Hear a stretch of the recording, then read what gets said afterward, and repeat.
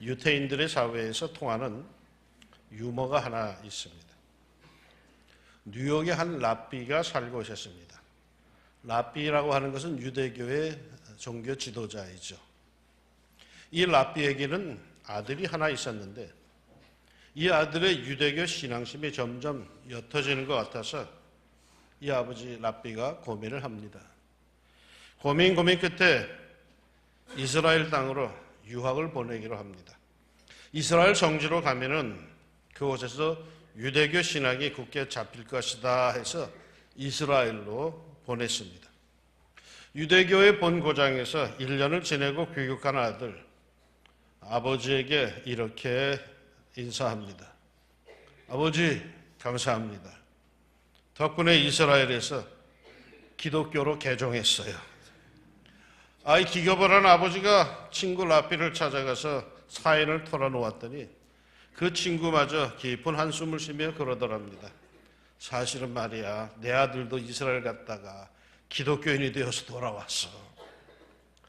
이럴 수 있나라는 심정으로 둘은 함께 유대교 회당에 가서 전능하신 하나님께 호소하기로 합니다. 한참 정성 들여서 기도를 하자 하나님께서 이렇게 말씀하시더랍니다. 너희들의 심정을 충분히 이해한다. 사실은 나도 2000년 전에 아들을 이스라엘에 보냈었는데, 잘 웃지 않는 거 보니까 이건 우리의 유머는 아닌 것 같아. 이게 유태인들이 하는 유머 같아. 어쨌거나 2000년 전에 하나님의 아들 예수님이 이 땅에 찾아오셨습니다. 누가복음은 말이죠, 이것을 역사적인 사실로 그 연대까지 정확하게 기록하고 있습니다. 그때 가이사 아구스도가 영을 내려 천하로 다 호적하라 하였으니 이 호적은 구레뇨가 수리아 총독되었을 때에 처음 한 것이라. 아주 정확하게 그 연도를 밝히고 있습니다. 그러니까 예수님의 탄생은 역사적인 사실이다라고 하는 거죠.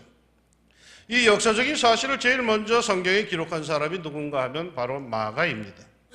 마가복음에서 이렇게 시작됩니다. 하나님의 아들 예수 그리스도의 복음의 시작이라. 성경을 읽은 분들은 좀 아시겠지만 좀 독특한 것이 있어요. 이상하게도 마가복음서에서는 서론이 없다라는 것입니다. 본론인 예수님의 공생애로 바로 들어갑니다.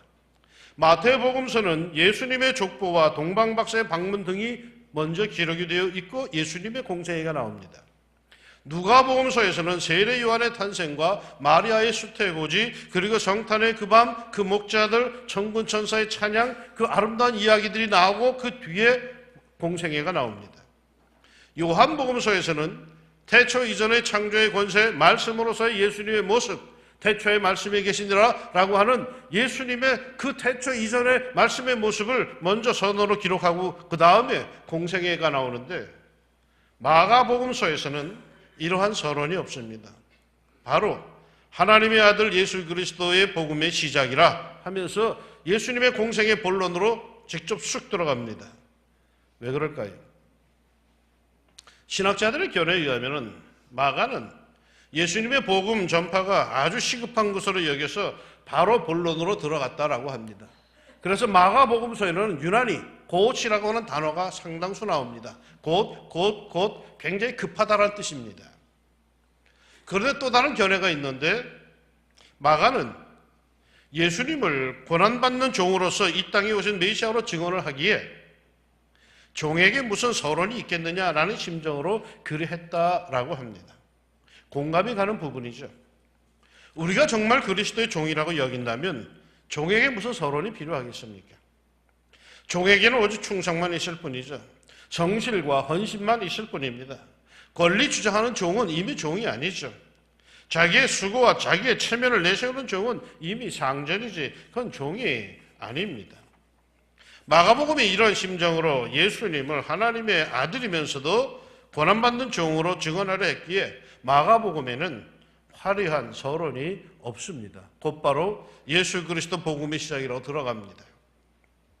하나님의 아들 예수 그리스도의 복음의 시작이라 선포한 마가, 바로 이어서 이렇게 증언을 이어갑니다. 선지자 이사야의 글에 보라, 내가 내 사자를 네 앞에 보내노니 그가 네 길을 준비하리라. 그러니까 마가의 이 증언에 의하면 예수님보다 먼저 하나님의 명을 받고 이 세상에 온 사람이 있습니다. 누굴까요? 세례 요한입니다. 이 사실은 네 복음서 마태, 마가, 누가, 요한복음서에 모두 공통적으로 증언이 되어 있습니다. 특별히 누가복음을 보니까 80절이나 되는 1장에서 세례 요한의 탄생 이야기를 아주 길게 자세히 기록하고 있습니다. 예수님의 탄생 이야기 못지않게 세례 요한의 탄생 이야기를 아주 세세하게 기록하고 있습니다. 왜 이렇게 길게 세세하게 기록을 했을까요? 그만큼 중요한 사람이라는 뜻입니다. 성탄절을 이해하려면 바로 세례 요한의 탄생을 몰라서는 성탄의 의미를 이해할 수가 없다라는 뜻이겠죠. 그러면 그는 왜 예수님보다 먼저 와야 했을까요? 이 세례 요한이 와서 할 일이 뭐였기에 그렇게 그의 선제, 그의 선행이 이토록 중요시하게 성경에 기록되어 있는 걸까요? 성경은 이렇게 증언합니다. 그가 네 길을 준비하리라. 예수님의 길을 준비한답니다. 뭘 준비하는 걸까요? 예수님의 길을 준비하는 것은 뭘 어떻게 하는 걸까요? 보다 구체적인 증언이 이어서 나옵니다. 그런데 여기서 잠깐 우리가 주목할 게 하나 있습니다. 오늘 본문 2절에 분명히 선지자 이사야의 글에라고 구약의 예언을 인용하고 있는데 이게 진짜 이사야의 글일까요? 요즘 나오는 성경은 그것이 구분되어 있지 않습니다만 예전에 쓰던 관주 성경에 보면은 거기에 기록된 관주에 있는 구약 성경 구절을 찾아가 보면은 유감스럽게도 이것은 이사야의 글이 아닙니다. 만군의 여호와가 이르노라 보라 내가 내 사자를 보내리니 그가 네 앞에서 길을 예비할 것이요. 이것은 말라기 3장 1절의 말씀입니다. 그러니까 이거는 말라기의 예언입니다. 이사야의 예언은 따로 있습니다. 외치는 자의 소리가 가로되 너희는 광야에서 여호와의 길을 예비하라 사막에서 우리 하나님의 대로를 평탄케 하라. 그러니까 이것은 오늘 본문에 있는 2절의 말씀은 말라기와 이사야의 예언이 혼합되어 있는 것입니다. 왜 그랬을까요? 혼합되어 있는 말라기와 이사야의 혼합된 예언인데 왜 이 마가는 굳이 이사야의 글에라고 이렇게 되어 있을까요? 이사야의 메시지가 굉장히 중요하다는 뜻 아니겠습니까? 사자가 먼저 와서 반드시 해야 할 준비의 내용이 있다는 것. 다시 말해서 예수님의 길을 준비하는 것은 뭘 어떻게 하는 것인가 거기에 대한 주안점이 있다는 것입니다. 3절에 그의 오실 길을 곧게 하라. 아니 예수님은 그냥 오시면 됐지 왜 오실 길을 먼저 곧게 해야만 했을까요? 예수님께로 향하는 길을 왜곡하는 사람들이 너무 많다는 뜻 아니겠습니까? 예수님을 무슨 도깨비 방망이로 여기는 사람들이 많다는 뜻 아니겠습니까? 예수님을 무슨 인생의 로또로 여기는 줄 잘못 알고 있는 사람들이 꽤나 된다는 뜻 아니겠습니까? 예수님이 무슨 초능력자인 줄 오해하는 사람들도 상당수라는 뜻 아니겠습니까? 예수님을 혁명가로 잘못 알고 있는 사람들이 너무 많다는 뜻도 아니겠습니까? 어디 그뿐이겠습니까? 예수님이 사랑을 강조했다고 해서 얼렁뚱땅 넘어가려고 하는 사람들이 너무 많다는 것 아니겠습니까? 죄를 죄라고 지적도 못하고 거저 좋은 게 좋은 거라고 그렇게 구렁이 담 넘어가듯이 하는 사람들이 너무 많다는 뜻 아니겠습니까? 예수님의 사랑을 너무 왜곡하는 사람들이 많습니다. 예수님의 사랑은 무조건 덮어주라는 게 아니라 진실과 회개에 근거한 것입니다. 보세요. 예수님의 선구자, 예수님의 길을 굳게 하려고 먼저 온 세례 요한이 한 일이 뭐냐? 거기에 대해서 4절이 분명하게 이렇게 대뜸 얘기합니다. 세례 요한이 광야에 이르러 죄 사함을 얻게 하는 회개의 세례를 전파하니 온 유대 지방과 예루살렘 사람이 다 나아가 자기의 죄를 자복하고 요단강에서 그에게 세례를 받더라. 구불구불 꼬인 것들, 왜곡되어도 한참 왜곡된 것은 어떻게 풀 수 있을까요? 어디부터 물꼬를 터야 할까요? 어디부터 매듭을 풀어야 할까요? 단 한 가지예요. 회개부터 해야 하는 겁니다. 이거는 뭐 개인이건 나라건 사회건 잘못했습니다라부터 시작돼야 되는 겁니다. 하나님과의 관계 복잡하고도 미미하죠. 어디부터 손을 대야 하는지 모르겠죠. 기도를 하려면 막막하지요. 그때 한 길이 있습니다. 회개부터 하는 겁니다. 회개라는 게 뭡니까? 어떻게 하는 게 회개입니까? 회개라고 하는 단어는 성경에 여러 가지가 나옵니다만은 주로 쓰인 단어는 메타노이아라고 하는 단어가 쓰였습니다. 메타노이아라고 하는 이 단어는 방향을 바꾼다라는 그런 뜻이 강합니다. 여태까지 당연시하며 살아왔던 방향을 바꾼다는 거죠. 하나님의 법을 알고 예수님의 마음을 알고부터는 그때부터 아무런 양심의 가책도 없이 저지르던 죄악들을 버리고 의의 자녀로, 빛의 자녀로 삶의 스타일을 바꾼다는 것입니다. 너희가 전에는 어두움이더니 이제는 주 안에서 빛이라. 빛의 자녀들처럼 행하라. 빛의 열매는 모든 착함과 의로움과 진실함에 있느니라. 고집스럽게 이리로 달려가던 것을 일대 전환하여서 저리로 십자가로 방향을 트는 겁니다. 세례 요한은 이 사명을 감당합니다. 그가 예수님의 선구자로 와서 예수님의 길을 준비하고 걷게 하기 위해서 한 일은 이렇게 회개를 촉구하는 일이었습니다. 얼마나 철저하게 그걸 촉구하고 사명감에 불탔는지 아십니까? 그 장면을 기록하고 있는 누가복음에 보면은 세례 요한은 무섭게 회개를 촉구합니다. 누가복음 3장 7절 이하에 독사의 자식들아, 누가 너희에게 일러 장차올 진노를 피하라 하더냐. 그러므로 회개에 합당한 열매를 맺고 속으로 아브라함이 우리의 조상이라 말하지 말라. 두 손 들고 하나님께로 나오겠다고 하는 사람들을 향하여서 한 말입니다. 불신자들 보고 한 말이 아닙니다. 하나님의 은혜를 알고 돌아서는 사람들에게 독사의 자식들아, 아주 험한 말을 하죠. 그러자 사람들은 요한에게 큰 두려움을 느낍니다. 그래서 묻습니다. 그럼 우리 보고 어떻게 하란 말이요? 어떻게 해야 진정한 회개를 이루는 것입니까? 회개에 합당한 열매는 과연 어떻게 맺어야 하는 것입니까? 그러자 세례 요한은 이렇게 말을 합니다. 옷 두 벌 있는 자는 옷 없는 자에게 나눠줄 것이요, 먹을 것이 있는 자도 그렇게 할 것이니라. 자기 중심적인 삶에서 이웃을, 어려운 이웃을 돌아보랍니다. 자기만, 자기 가족만, 자기 친척만, 자기 새끼들만 눈에 들어오던 사람들 회개하랍니다. 이웃을 향할 줄 알아야 된다는 거죠. 밖으로 봐야 된다는 겁니다. 나만 생각하는 이기적인 삶을 우리가 회개해야 한다는 것입니다. 예수님의 길을 준비하는 것, 그것은 예수님의 길을 걷게 하는 것인데, 똑바로 하는 것인데, 그것은 회개부터 시작됩니다. 회개의 심령에 예수님은 찾아오십니다. 교만한 심령, 죄악이 가득 찬 심령, 이미 그릇된 삶의 자세로 굳어버린 심령에는 예수님께서 찾아가실 수가 없습니다. 너무 왜곡되어 양심이 마비가 되고 바른 길을 보지 못하고 제 고집과 제 스타일만 주장하는 왜곡된 길에 예수님은 번번이 길이 막히고 그 미로 같은 길에서 길을 잃으십니다. 남들은 왜 그리 은혜를 잘 받는데 왜 이리 나는 은혜를 못 받습니까? 남들은 예배 때마다 예수님을 만나고 예수님의 음성을 듣고 성령의 어루만지심을 체험하는데 왜 이리 나는 그들과 달리 냉랭합니까? 예수님이 내 심령에, 내 마음의 방에 찾아오시는데 장애가 너무 많아요. 너무 꼬불탕거려요. 한 바퀴 돌고 돌아서야 겨우 다다를 수가 있어요. 내 안에서 왜곡된 게 너무 많아요. 예수님이 직접 들어오시기가 너무 힘이 들어요. 영어 성경으로 말이죠. 그의 길을 곱게 하라는 말씀을 보니까 Make a straight path for him이라고 되어 있습니다. straight, 곧게 하라고 합니다. straight path, 예수님을 향한 길을 곧게 하랍니다. 무슨 뜻일까요? 예수님을 향해 순박한 믿음을 가지랍니다. 회개하고 어린아이 같은 심령으로 예수님을 맞이하는 거죠. 예수님이 내 마음에 들어오셨는데 그만 내 마음의 미로에서 길을 잃어버린 것 같은 그런 느낌은 혹시 안 드십니까? 계신 것 같기도 하고 아니 계신 것 같기도 하고 자신이 신자인 것 같기도 하고 아닌 것 같기도 하고 그저 세월 가는 대로 그냥 그렇게 살다 보니까 늘 자기 목소리 크게 내며 살다 보니까 어느 순간에 말이요 예수님의 소리는 자꾸 사라져가고 어느 순간 자신이 성도인지 불신자인지 혼란스럽게 합니다.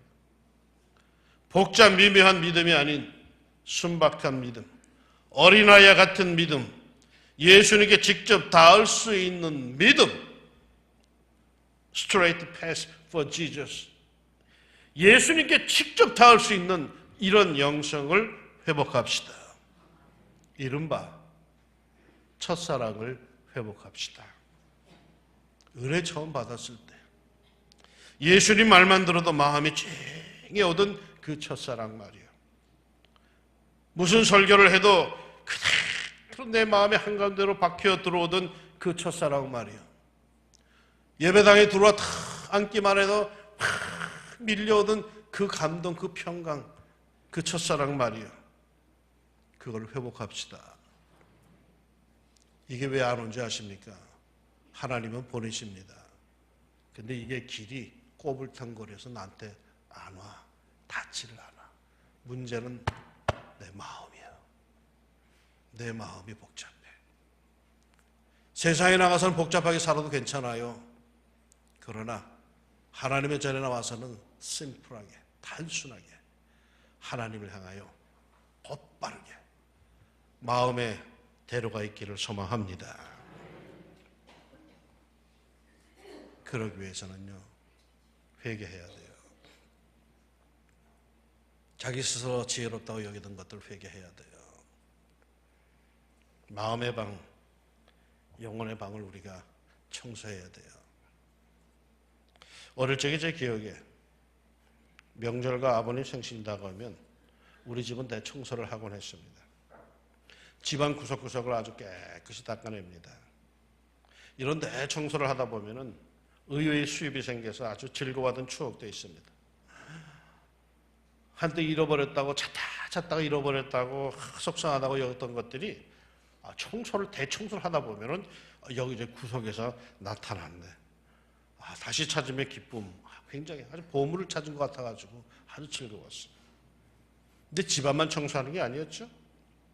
제가 어릴 적에는 목욕하는 것이 연례 행사 아니었습니까? 저만 그랬나요? 어릴 적에 1년에 한두 차례 동네 목욕탕으로 목욕을 하러 가곤 했는데 바로 이때 갔죠. 그런데 목욕하러 가기 전에 꼭 하고 가야 할 일이 있습니다. 먼저 집에서 물을 덮여가지고 대충 몸을 먼저 좀 씻고 목욕탕을 갔습니다. 왜? 때가 너무 많았어. 때를 씻으러 가는데 먼저 때를 밀고 가야만 했죠.